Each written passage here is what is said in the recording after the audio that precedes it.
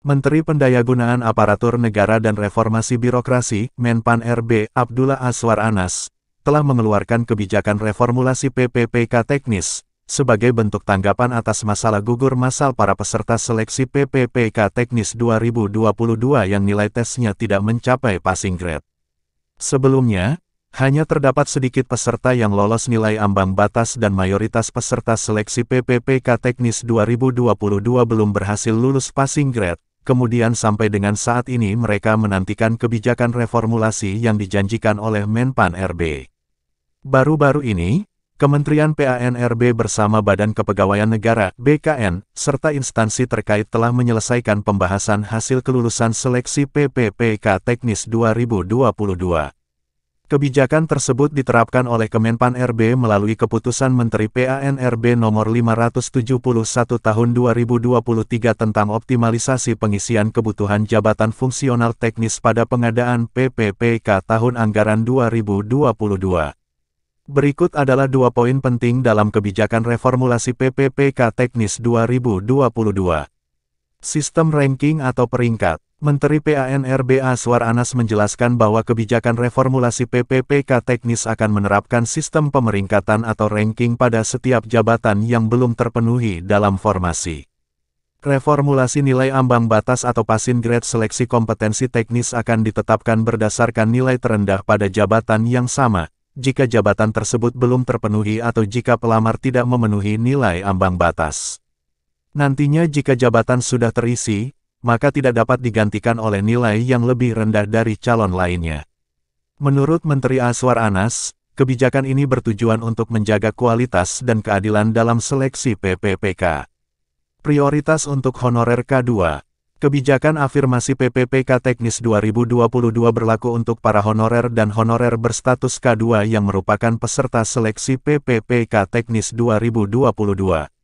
Optimalisasi pengisian kebutuhan jabatan ini terlebih dahulu diberlakukan bagi peserta XTH-K2 atau honorer K2 yang memenuhi reformulasi nilai ambang batas seleksi kompetensi teknis dengan peringkat terbaik.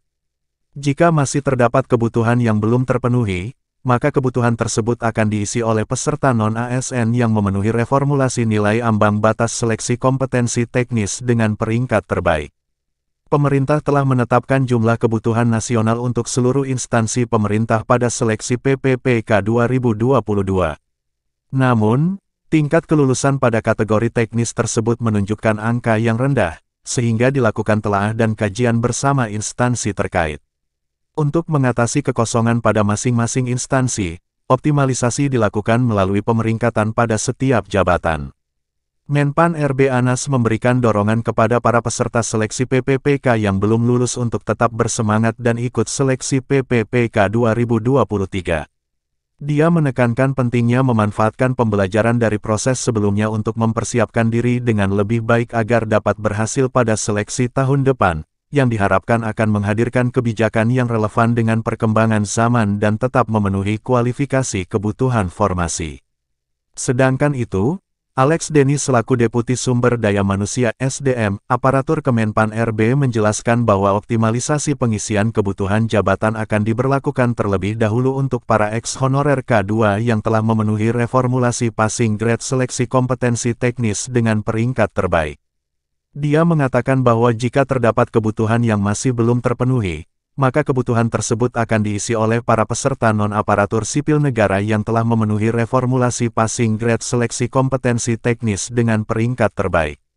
Pada seleksi PPPK tahun 2022 lalu, pemerintah sendiri telah menetapkan sebanyak 567.983 dari total sejumlah 1.200.429 kebutuhan nasional untuk seluruh instansi pemerintah.